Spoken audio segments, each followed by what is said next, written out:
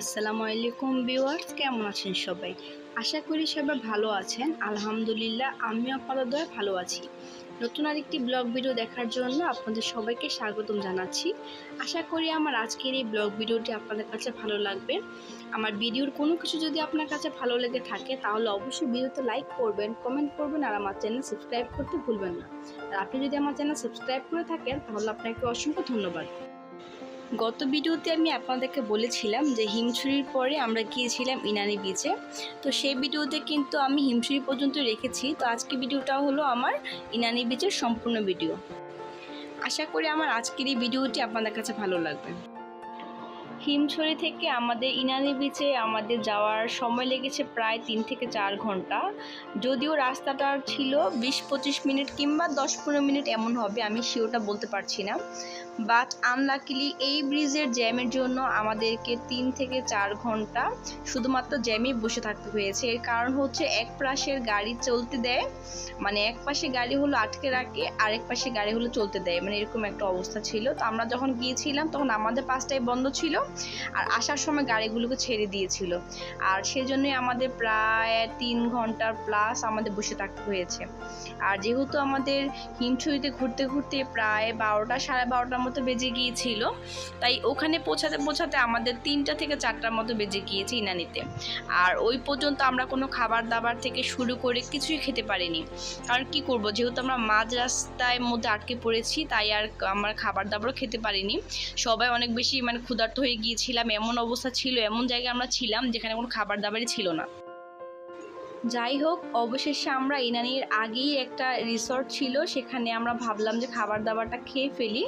যদিও আমাদের ইচ্ছা ছিল পালঙ্কিতে যাওয়ার, কারণ ওটার আমরা অনেক ভালো ভালো রিভিউ দেখেছিলাম। বাট এত দূর ছিল আমাদের, যেহেতু গন্তব্যস্থানে ছিল ইনানি বিচ, তো পালঙ্কিটা ছিল ইনানি বিচ থেকেও আরও দূরে। তো যেহেতু আমাদের 3টা-4টা বেজে গিয়েছে, আমাদের তো লেট করা কোনোভাবেই সম্ভব না, যেহেতু পাশে আমাদের বাবা মা ছিল, তারপর বাচ্চারা ছিল, নিজেরাও অনেক ক্ষুধার্ত ছিলাম। তাই ভাবলাম যেটা পাই সেটাতেই খেয়ে ফেলি। এই রিসোর্টটা ছিল ইনানি বিচের একটু আগেই। তো আমরা এখানে বসার পর ওনারা বলছিল খাবার দিতে অনেক বেশি লেট হবে, কারণ যেহেতু আমরা ফ্রাইডেতে গিয়েছিলাম, এত বেশি খাবারের চাপ ছিল যে তাদের সব খাবারই মোটামুটি শেষ হয়ে গিয়েছিল। আর ভাতও রান্না করা ছিল না, মানে কোনো কিছু কুক করা ছিল না। ওনারা বললো যে আমাদেরকে প্রায় আধা ঘন্টা 1 ঘন্টার মতো বসতে হবে। এতক্ষণ তো ওয়েট করা সম্ভব না, তাই আমরা ভাবলাম যে আরেকটু হেঁটে গিয়ে একটা সামনে রিসোর্ট দেখতে পেলাম, সেটাতে চলে গেলাম। আর এখানে এসে এত বেশি ভালো লাগছে ওই রিসোর্টটা থেকে। এটা হলো আমার কাছে বেস্ট লেগেছে, এত সুন্দর একটা রিসোর্ট ছিল এটা। পালঙ্কিতে না যেতে পারলো, এই রিসোর্টে আসার পর কিন্তু আমাদের মনটা একদমই ভালো হয়ে গিয়েছে, এত বেশি সুন্দর ছিল। একদম ইনানি বিচের সাথেই, আপনি হয়তো দেখেই বুঝতে পারছেন, সামনে বিচ ছিল। তো স্নেহামণি তো একদম খোলামেলা পরিবেশ পেয়ে খুবই হ্যাপি ছিল। তারপর আমার আব্বু বাবুকে নিয়ে দাঁড়িয়ে দাঁড়িয়ে দেখাচ্ছিল, খুবই এনজয় করছিলাম। এখানে আসার পর আমাদের আসলে জার্নিটাই আমরা ভুলে গিয়েছি যে এত কষ্ট আমরা করেছি। বাট এরপরে এই দৃশ্যগুলো দেখে মনটাই ভালো হয়ে গিয়েছে। তো ওই সময় আমরা অনেকগুলো ছবি ভিডিও করেছি, তারপর বাবু আর আব্বুকে একটু ভিডিও করে দিচ্ছিলাম, কত এনজয় করছিলাম। মাশাআল্লাহ, বাবুটা দেখেন কত সুন্দর করে সে এনজয় করছে। ও আসলে আমার দিকে তাকিয়ে তাকিয়ে হাসছিল, ওকে আমি ভিডিও করছিলাম। সবাই কিন্তু মাশাআল্লাহ বলবেন।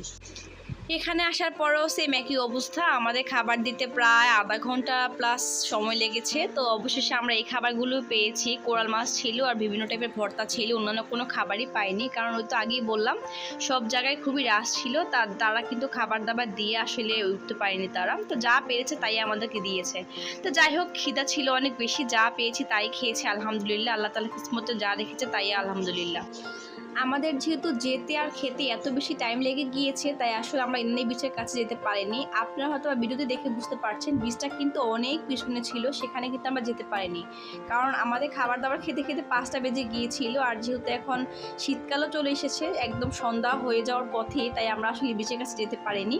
তো জাস্ট এখানে কয়েকটা ভিডিও করলাম, তারপর স্নেহামণি কয়েকটা ভিডিও করে দিলাম ওকে। তো গাড়িতে চড়তে চাচ্ছিল, কিন্তু আমাদের সময়ের অভাবের কারণে আমাদের কিন্তু যাওয়া হয়নি, কারণ আমাদের গাড়িটাও কিন্তু রিজার্ভ করা ছিল।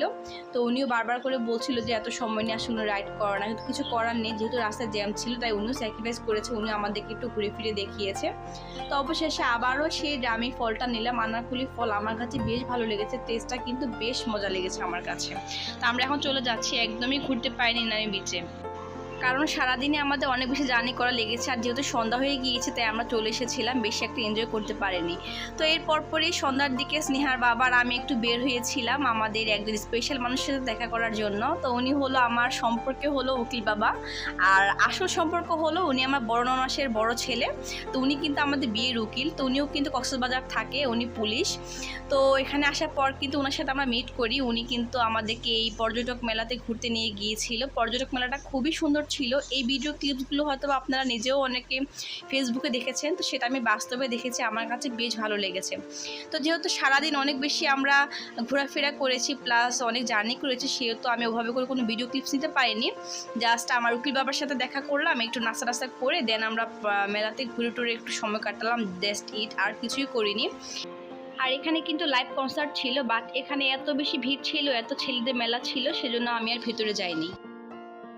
সব কিছু মিলিয়ে দিনটা ভালোই কেটেছে আলহামদুলিল্লাহ। তো ঠিক আছে, আজকের ভিডিওটা আমার এই পর্যন্তই। নেক্সট ভিডিওতে আপনারা আরও সুন্দর ভিডিও দেখতে পারবেন। নেক্সট ভিডিওটা থাকবে বার্মিজ মার্কেট থেকে আমি কী কী শপিং করেছি সেগুলি ভিডিও আপনার সাথে শেয়ার করব। তো আজকের ভিডিও আমার এই পর্যন্তই। সবাই ভালো থাকবে, সুস্থ থাকবেন। আসসালামু আলাইকুম, আল্লাহ হাফেজ।